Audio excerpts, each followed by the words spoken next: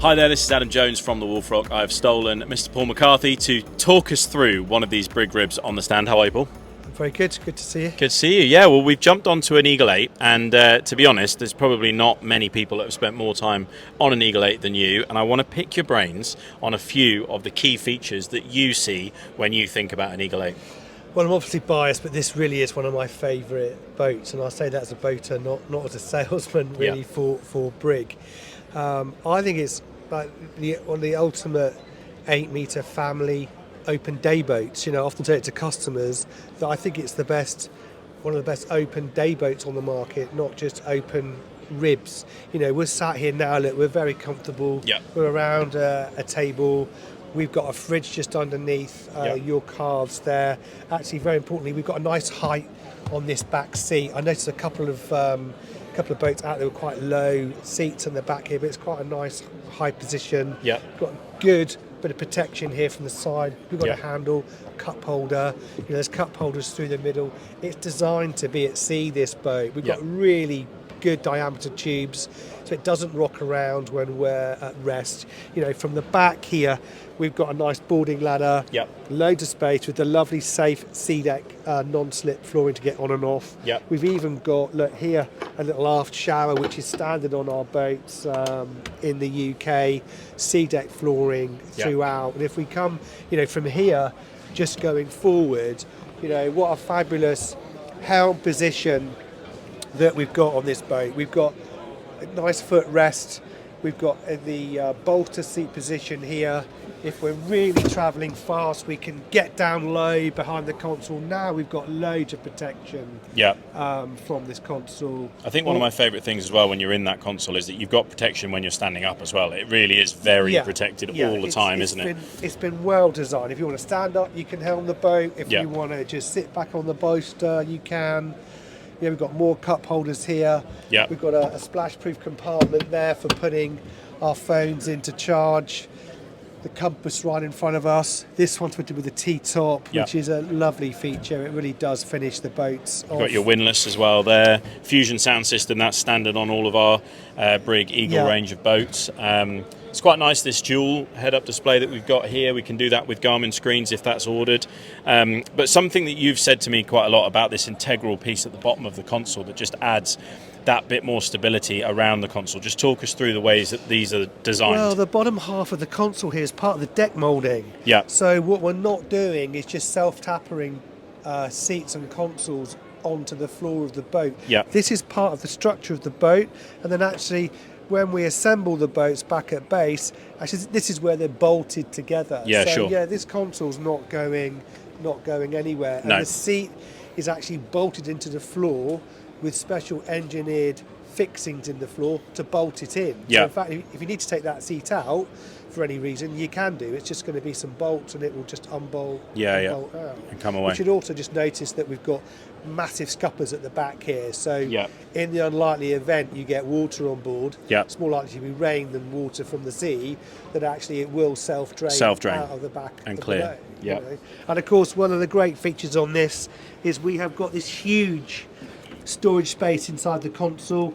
We've actually got, I won't test it out completely, but we've got obviously an electric head inside here with a holding tank. When I'm in here now, we've got access to all the electronics at the back of the helm seat.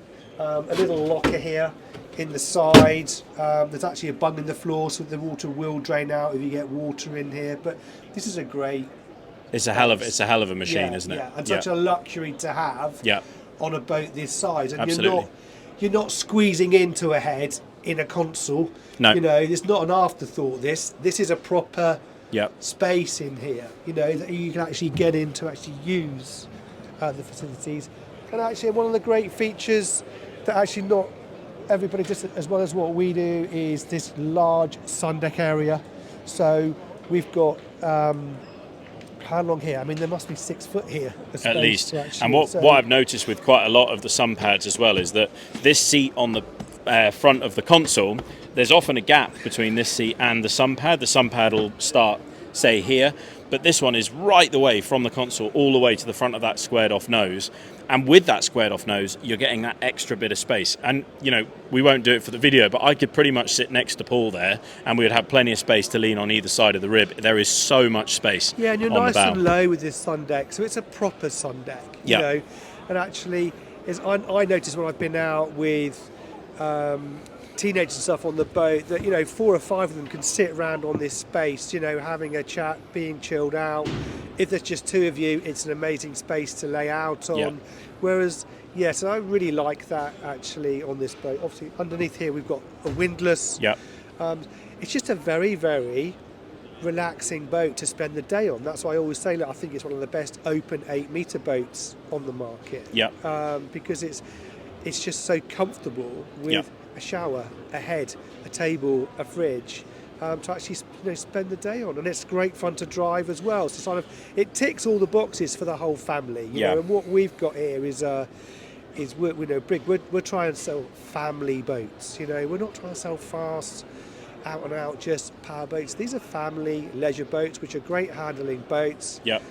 So just to get families together, that's what it's all about. You know, that's why we're all into the boats. Really. More time with the family, I think, is definitely the message. And, you know, from driving an Eagle 8 as well, it's worth reiterating the performance of these things is phenomenal as well. So everybody is going to enjoy a day on an Eagle 8. Now, the next thing is BoatLife coming up in February. It's 3 weeks away from now. We're in Boot Düsseldorf at the moment. What are we bringing to BoatLife? So we're actually bringing 2 boats to BoatLife on Eagle 8. So we're going to bring one very similar to this, slightly more powerful engine than this. And then we're going to bring actually a fairly, basic's not the right word, but sort of standard Eagle 8 with a 300 on it, not quite so much spec.